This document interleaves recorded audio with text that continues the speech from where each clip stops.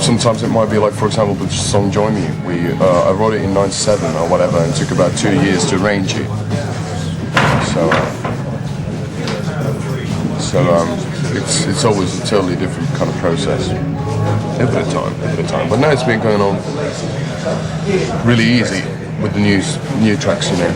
Hopefully it means that we're getting better, rather than we're just getting lazy not to really have the power to work on the songs anymore. No. We shall see.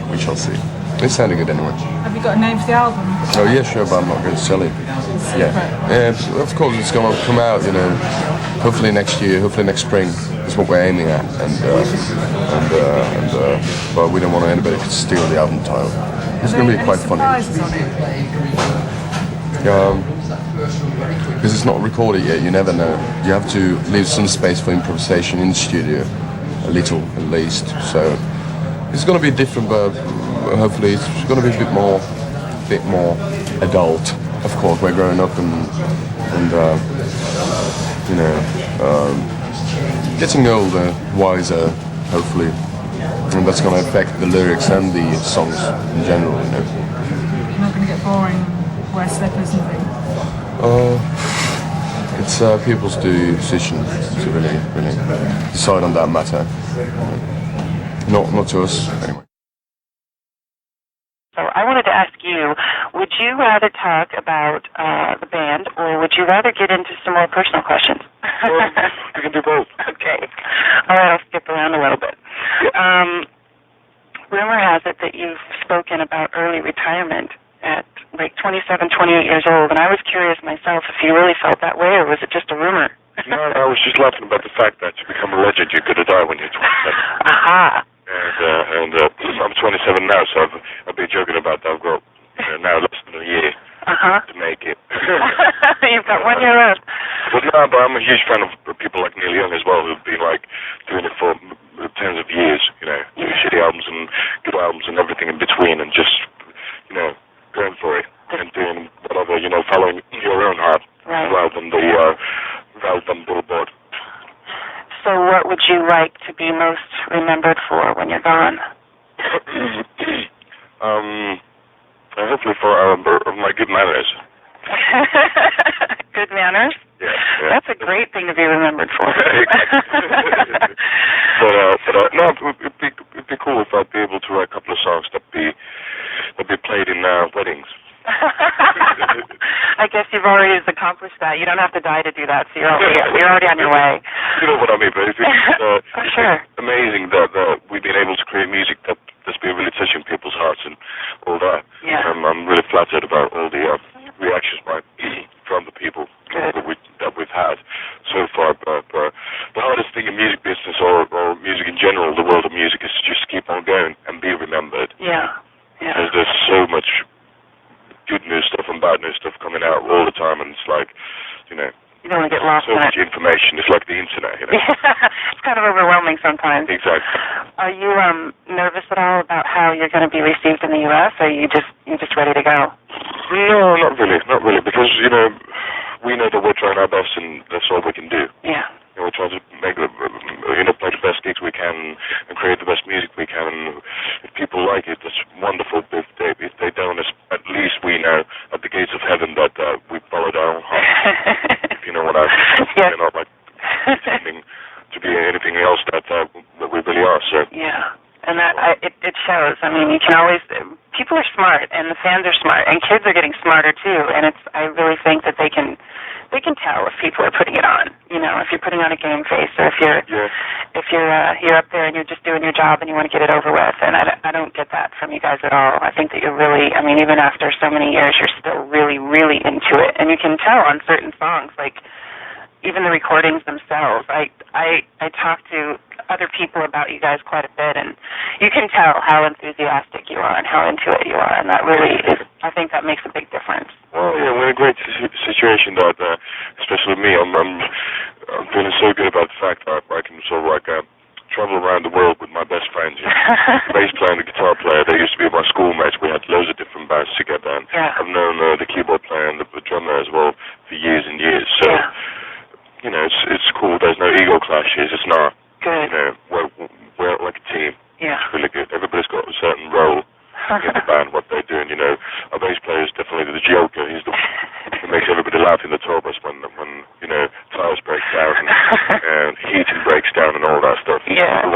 laughing.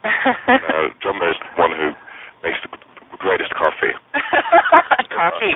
All right. Everybody's got their own little things, and we're like a monsters family, or Adams family. The Adams. So to speak. Yeah. Do you like your voice? Sorry? Do you like your voice? My voice? Yeah. Well, I don't mind, my singing voice. I'm pretty happy about it, but I hate hearing my own voice talking. Really? But that's how it is for most people, Yeah. Your own voice critic. It feels really weird. Are you a perfectionist when it comes to producing, or you just let people do their jobs and let you? It used to be a bit more. I'm really tight, yeah, but because there's loads of things I'm really concerned of, because they're my songs anyway. Right. So of course I want them to be as good as possible, and it's just at times you create better results by letting go. Right. That you let people breathe in their own creativity and all that stuff. Yeah. And then it feels more of a team effort rather than one like tiny Hitler saying this that. So it's very psychological as well. Yeah, I can imagine, and probably some of the songs are more personal to you than others. So it's you're putting yourself out there. You want it to come out the way you want it. Yeah, but the best thing is that the band members and they know me very well, and we talk about everything. So they know what I'm going through, and possibly they don't know everything about the songs, because I try to hide some of the real meanings, behind the lyrics. But still, again, we're so good friends that they don't want to sort of like rate my songs. Right. So we're in a happy situation, and we've just tried loads of different producers, and we've found a couple of really good ones, and you've got to keep on searching. Good. Whose decision is it to re-record certain songs and produce them differently? Do you decide that you want to do something new? Like in the re-release, there's some different versions of the songs that people have heard, and so we kind of have to choose which one we like, and which one we like better. Or, oh my gosh, that's not the same. And I was curious about whose decision it was. That's correct. So that was just, for example, we re-recorded Wicked Game and Your Sweet 666, right. Razorblade, but that was because we wanted them to sound a bit, closer to the actual album, because that was for the original UK release. Because they didn't release our first album, so they wanted to include Your Sweet 666 and Wicked Game. We just, because the first album sounds so different, it was produced in a totally a different way, so we wanted it to fit. Wanted those two songs to fit the actual production of Razorblade Romance. Okay. That's the reason why we redid them. It's not. We've done like Wicked Game, like first time we did it in '96 for our first EP, then '97 for the first album, and then '99 for Razorblade. So right. I don't know, especially that song keeps on haunting us, Are there songs in particular you'd like to not have to play anymore? Are you tired of some? No, really. It's we've been touring a lot, and you can see like from the expression in people's faces what they really like and what they don't. Yeah. And those songs they like, that's what we gotta keep on getting, playing. We're not like egoistic, like artistic artifacts or wankers on stage that we just want to play our own, to ourselves or whatever. That's bullshit. Yeah. Then we could just like play to ourselves back at the rehearsal place and have fun. So how do you feel about the re-release of this record when you have a brand new record with Love Metal? Do you feel like that one's being ignored at all? No, not at all. Lots of people consider Razorblade to be the most sort of like, the most like definitive of you. Yeah, definitive. The most best-selling record at least so far. And I'm hoping now they're going to release a greatest hits compilation in Europe. Right. And we recorded Solitary Man by Neil Diamond. And then one of our own tracks called And Love Said No. So what I'm hoping for is, and we just shot both of those videos for both of those songs with Bam Margera. And that's the reason why we're here, actually. And my idea would be that if Universal over here would release like Love Metal later on this year, right. And with those two new tracks, great. I just think we can put all the band-directed videos in there and stuff like that, and that would be a great way of sort of like catching up. Got it. Do you paint or draw or keep like a personal written journal for yourself? Well, I used to paint a lot when not really painting, but more drawing. Really? When I was a kid, yeah. But then at a certain point, I had to like make a decision between music and like visual arts because they both take a lot of time. Yes, they do. A lot of effort to get onto that certain technical level that you can fulfill all your dreams. And I do draw every now and then, like mostly like happy birthday cards. When you dream, do you dream in color or do you dream in black and white? When I'm dreaming, always color. Color? 35 mil. That's very dirty colors. Like David Fincher's 7. Ah. Do you have more nightmares than you have dreams? I've only never had nightmares. Really? Yeah, only when I'm like feverish. You're lucky. Or like fever, I'm really ill or whatever. So, I have usually even the scariest dreams there, I don't consider them to be like scary. Yeah. They're more cathartic. Really? Yeah. So you're purging things when you're sleeping? Well, that's a very, very intellectual way of saying it. Yeah. Do you get a lot of sleep? Are you a sleeper? I have to sleep at least like 8-10 hours. Wow. Otherwise I'm fucked, I can't stay awake for like 24 hours is the maximum limit. I start hearing voices and stuff like that. You start seeing things dancing in your head. Yeah, so I definitely need to sleep. Yeah. My brain is sort of like overworking all the time. What's the first thing you do when you get home from touring? Usually, hold on. Usually I take a shower. Yeah. In your own shower. Yeah. First thing. That's usually the first thing. Unpack. Yeah. And listen to some of the records I forgot to take along with me. Is there stuff that you have to bring with you every time, or else you get bummed out that you didn't bring it with you? Well, let's say just certain countries, cigarettes. And then I need to bring along my iPod because I can't sleep without music. I've got my ears are ringing from all the years of rock and roll.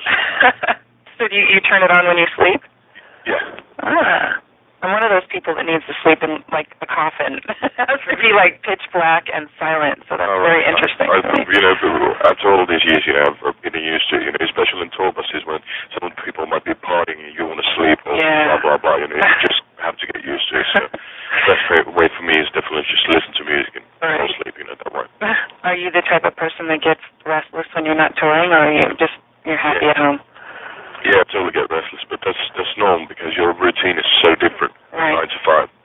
It's like, you drive like 500 kilometers or 500 miles during the night, we get to the next place, check in a hotel, try to maybe sleep a bit, maybe eat some breakfast, do interviews, then sound check, then play the gig, and again, the whole thing.